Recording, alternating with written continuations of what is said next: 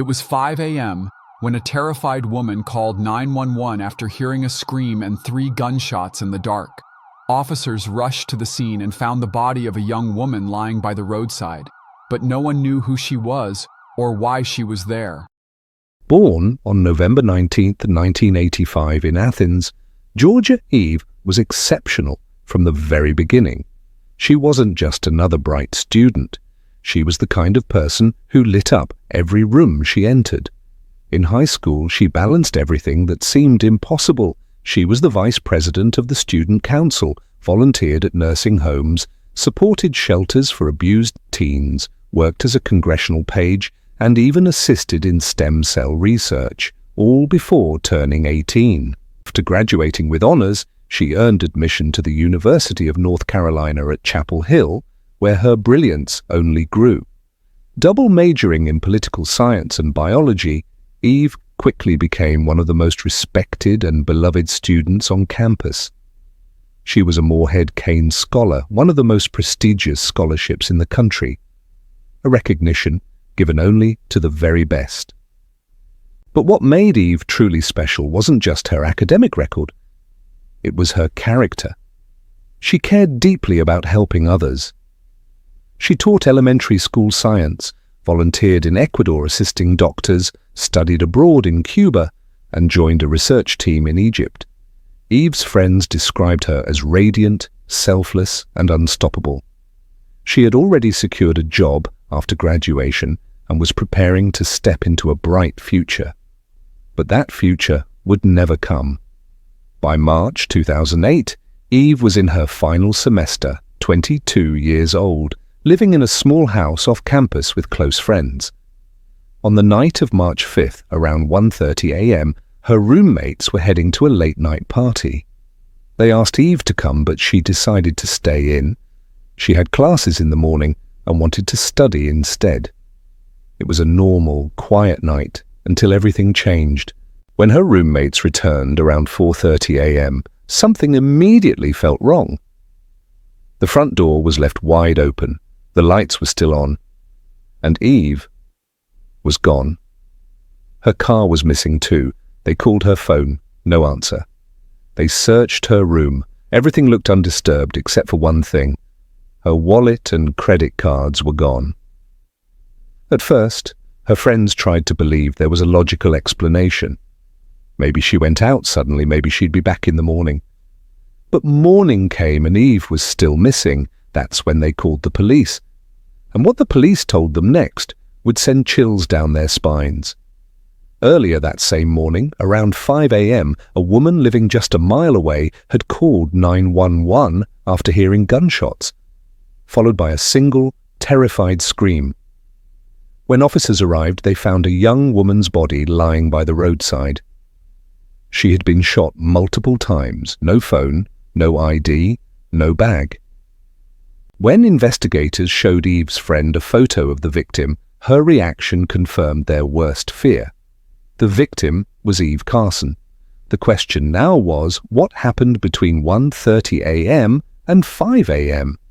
Police immediately began reconstructing Eve's final hours. Based on digital forensics, they discovered her computer was active until around 3:30 a.m., which meant she was at home, studying, long after her roommates had left. Sometime after that, she was taken. Investigators theorized it began as a robbery. Eve's car, wallet, and credit cards were missing. Her phone was gone, but her last signal pinged from a highway tower outside town, before going silent forever. Then came the first lead. A car matching Eve's Toyota Highlander was discovered abandoned a few miles away. The vehicle was rushed to the forensic lab, where technicians dusted for fingerprints and tested for DNA. But before results came back, detectives made another chilling discovery. Someone had used Eve's debit card just 18 minutes after her computer last went inactive, withdrawing $700 from an ATM on the far side of town. Authorities quickly pulled security footage from the ATM. What they saw made their blood run cold. In the video, a man sat in Eve's car, reaching toward the machine. Behind him, in the back seat, there was another figure. Blurry, motionless, investigators suspected it could be Eve herself, still alive at that moment. But the footage was too grainy to confirm. That image haunted everyone who saw it. The same card was then used at multiple ATMs across the city over the next 2 days, but most locations had no working cameras, leaving investigators blind. Then on March 7th, at 12:30 a.m., there was another attempted withdrawal at a 24-hour convenience store in a neighboring town. The transaction failed, but this ATM had a functioning security camera, and the man seen on video this time was not the same as before. 2 different suspects, 1 victim, 1 car. Detectives now believed Eve had been abducted and forced to drive from ATM to ATM under threat before being executed to eliminate witnesses. The footage from both ATMs was released to the media, sparking a nationwide plea for information. The case gripped headlines. Eve's name spread across every news channel, her story breaking hearts far beyond her college campus. Tips poured in by the hundreds, but none led anywhere. Then on March 12th, a breakthrough arrived. An anonymous caller recognized the man from the second ATM video, identifying him as Daryl Deario Atwater, a 21-year-old with a long criminal record. He'd been arrested multiple times for robbery, assault, and drug possession, and was actually due in court just 2 days after Eve's murder for illegally carrying a handgun while on probation. Detectives compared his old mugshots with the ATM footage, and the resemblance was unmistakable. They now had their first solid suspect. When officers brought Atwater in for questioning, he denied everything, but the evidence and his background told a different story. Investigators soon discovered that Atwater had been in frequent contact with a 17-year-old accomplice, Lawrence Levet, who also had a record of armed robbery and assault. When detectives saw Lawrence's photo, their hearts sank. It matched perfectly with the man seen in the first ATM video, sitting in Eve's car.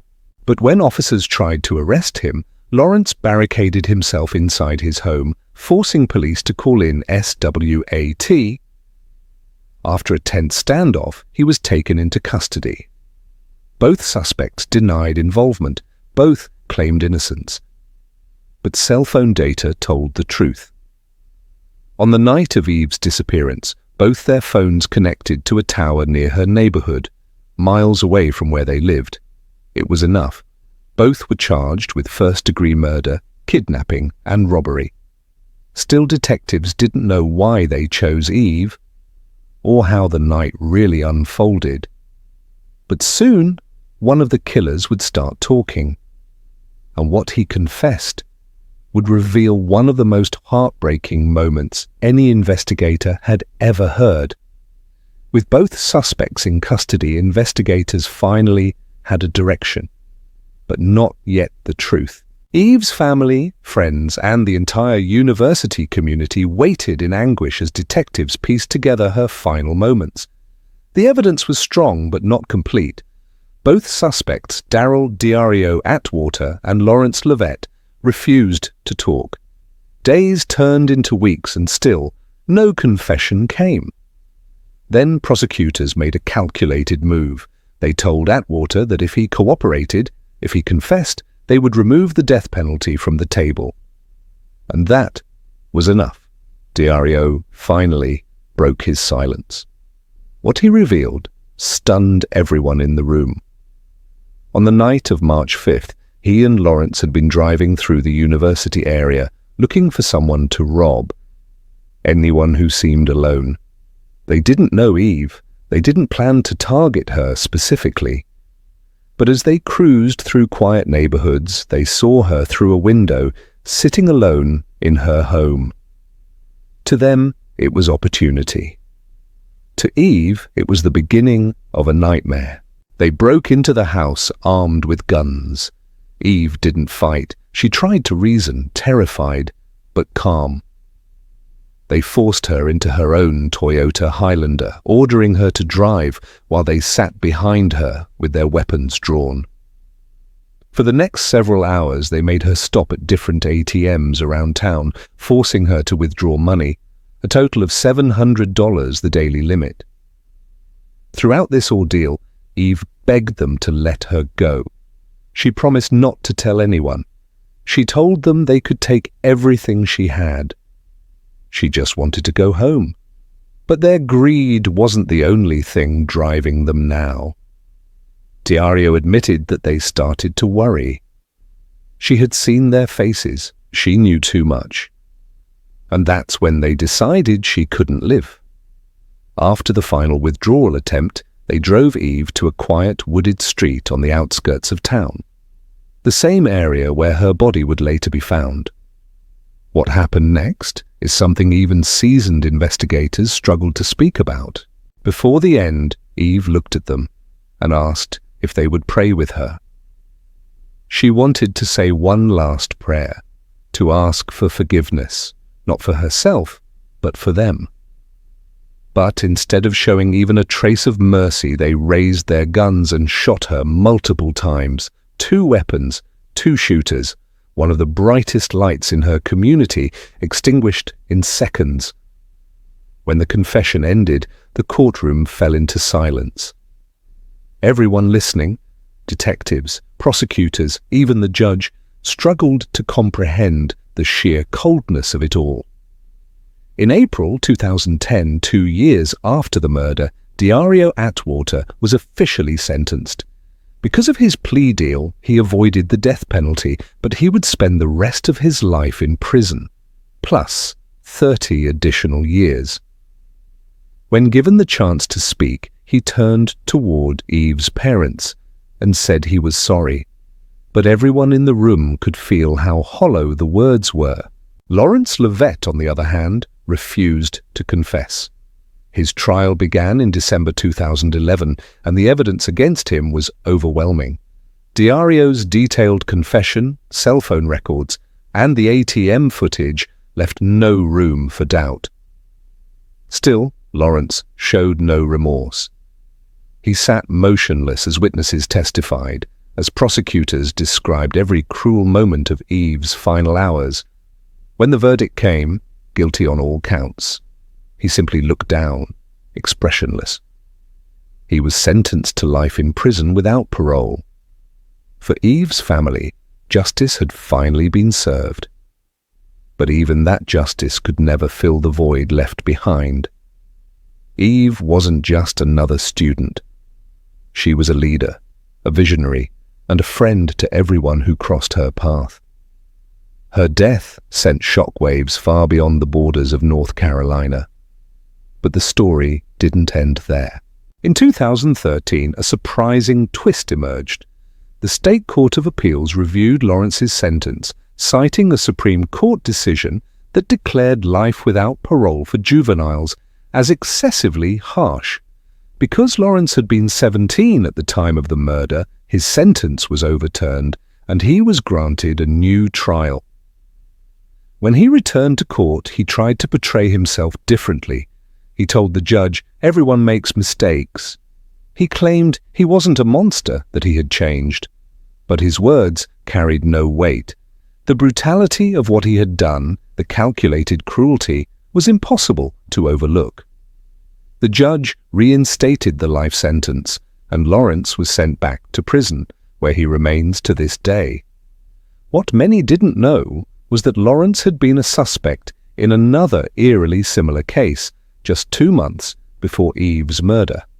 In that case, a 29-year-old graduate student was shot and killed in his apartment. His ATM card was used afterward in a pattern almost identical to Eve's case. Authorities strongly suspected Lawrence's involvement, but without conclusive evidence, the charges were dropped. Still, detectives have always believed that Eve's murder might not have been his first. The tragedy shook North Carolina to its core, and it sparked real change. Lawmakers introduced a new state law targeting gang-related crimes, enforcing stricter penalties and tighter supervision for offenders on probation. a direct response to Eve's murder. The law took effect on December 1st, 2008, ensuring that the system failures that allowed two armed criminals to roam free would never happen again. On the campus of the University of North Carolina, Eve's memory lives on. Her classmates and professors built a memorial garden, a quiet, peaceful space where students can sit, reflect, and remember her kindness. A scholarship fund was also created in her name, giving future students the same opportunity Eve once had, a chance to dream, to lead, to make the world better. Her story even reached unexpected places.